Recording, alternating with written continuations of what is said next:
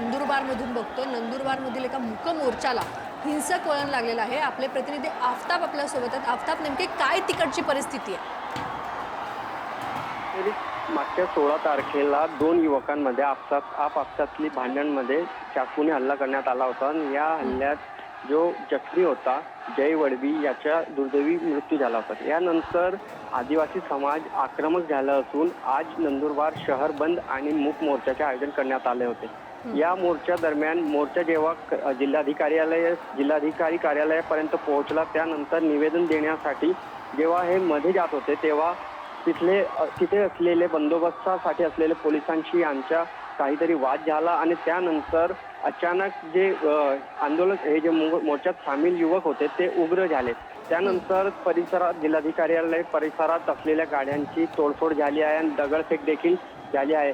यानंतर पोलीस विभागाच्याकडनं सौम्य लाठीचार्ज देखील करण्यात आला आहे आणि अश्रू नरकांड्या देखील फोडण्यात आलेली आहेत। आता परिस्थिती नियंत्रणात आहेत, मात्र हे जो जमाव जमला होता हा उग्र का झाला हा देखील एक तपासचा विषय आहे आणि मॉब जे होता ते मोठ्या प्रमाणात एकत्रित झाल्याने परिस्थिती नियंत्रणातून बाहेर गेली होती। मात्र आता तणावपूर्ण शांतता या परिसरात झाली आहे।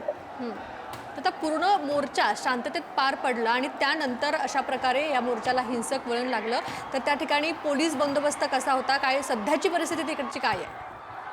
पोलीस बंदोबस्त हा मोठ्या प्रमाणात लावण्यात आला होता। तसेच संपूर्ण शहरातील मुख्य वस्तीत असलेले नेहरू चौक इथून मोर्चाला सकाळी 11 वाजायला सुरुवात झाली होती। व्यवस्थित मोर्चा जो आहे जिल्हाधिकारी कार्यालयापर्यंत पोहोचला होता, मात्र अचानक निवेदन देण्याच्या ठिकाणी मॉब जो होता तो एकत्रित झाला आणि निवेदन देण्याच्या पूर्वीच आपसातली भांडण आणि काही पोलीस प्रशासनाच्या कर्मचाऱ्यांशी त्यांचे झालेले वाद हे एकत्रित झाल्याने अचानक जे भीड होती ते उग्र झाली आणि तिथे दगडफेक देखील झाली आहे। 2 पोलीस अधिकारी आणि सामाजिक कार्यकर्त्या मालती वळवी या दगडफेकीत जखमी झाल्याची माहिती आहे। त्यांची नेमकी आता सध्या परिस्थिती काय आहे? एकंदरीत ते 2 कर्मचारी जे अधिकारी आणि कर्मचारी यांच्यासह सामाजिक कार्यकर्ते हे देखील जखमी झाले आहेत आणि त्यांच्यावर उपचार सुरू आहे। सध्या परिस्थितीत जे वातावरण आहे ते शांत आहे आणि परिस्थिती नियंत्रणात आहे। यामध्ये जखमींची संख्या वाढण्याची शक्यताही वर्तवण्यात येते, याबद्दल काय माहिती आहे?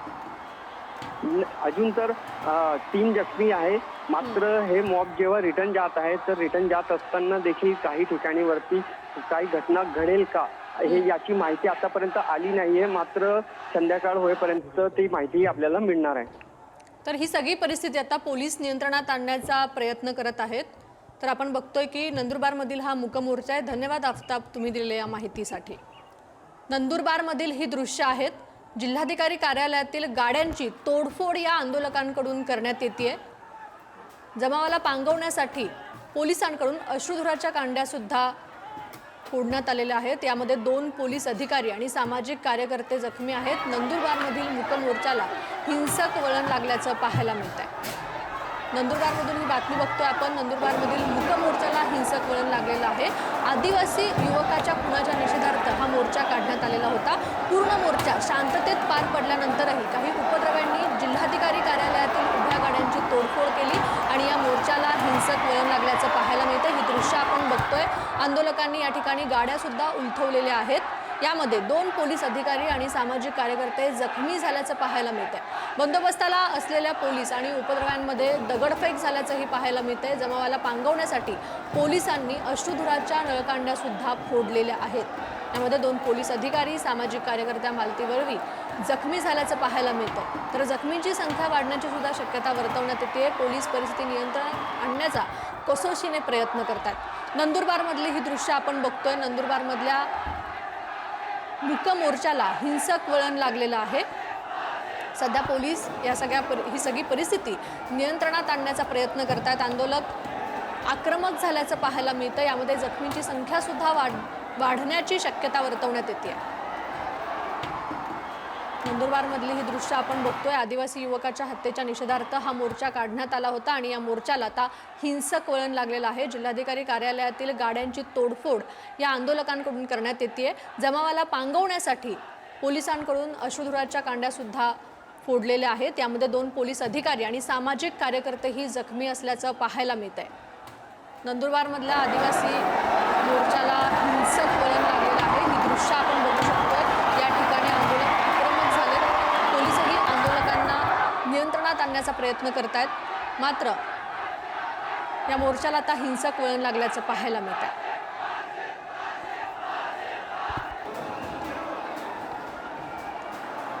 नंदुरबारमधली ही दृश्य आपण पुढारीवरती बघतोय। नंदुरबारमधील एका मूक मोर्चाला हिंसक वळण लागलेलं आहे।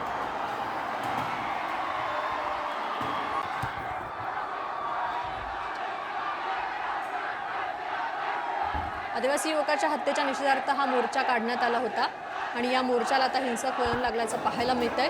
जिल्हाधिकारी कार्यालयातील गाड्यांची तोडफोड सुद्धा या आंदोलकांनी केलेली आहे। जमावाला पांगवण्यासाठी अश्रुधुराच्या नळकांड्या सुद्धा फोडण्यात आलेल्या आहेत।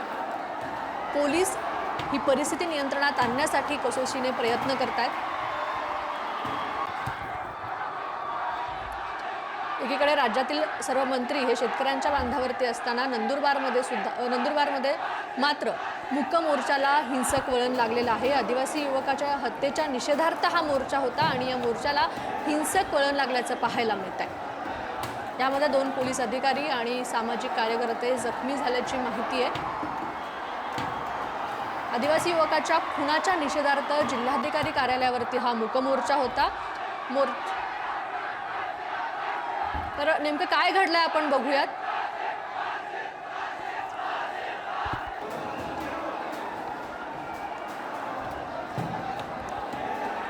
आदिवासी युवकाच्या खुनाच्या निषेधार्थ जिल्हाधिकारी कार्यालयावरती हा मूक मोर्चा काढण्यात आला। पूर्ण मोर्चा शांततेत पार पडला।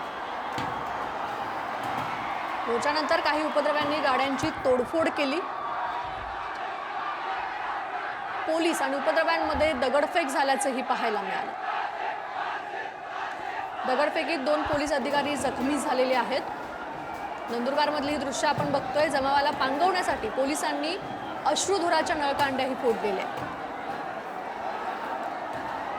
नंदुरबारमधल्या या मोर्चाला आता हिंसक वळण लागल्याचं पाहायला मिळतंय। पोलिसांकडून लाठीचार्ज सुद्धा केला जातोय। नंदुरबारमध्ये मोर्चाला हिंसक वळण लागलंय। हे दृश्य आपण नंदुरबारमधून बघतोय। आदिवासी युवकाच्या खुनाच्या निषेधार्थ हा मोर्चा काढण्यात आला होता। जिल्हाधिकारी कार्यालयावरती हा मोर्चा होता। पूर्ण मोर्चा शांततेत पार पडला आणि यानंतर काही युवकांकडून गाड्यांची तोडफोड करण्यात आली। दृश्य आपण नंदुरबारमधून बघतोय। मोर्चाला हिंसक वळण लागलेलं आहे। पोलीस ही सगळी परिस्थिती नियंत्रणात आणण्याचा प्रयत्न करतायत। या दगडफेकीत 2 पोलीस अधिकारी जखमी असल्याचंही समजतंय। आदिवासी युवकाच्या खुनाच्या निषेधार्थ जिल्हाधिकारी कार्यालयावरती मूक मोर्चा काढण्यात आला। पूर्ण मोर्चा शांततेत पार पडला। मात्र जिल्हाधिकारी कार्यालयात काही युवकांनी गाड्यांची तोडफोड केली आणि मोर्चाला हिंसक वळण लागलं।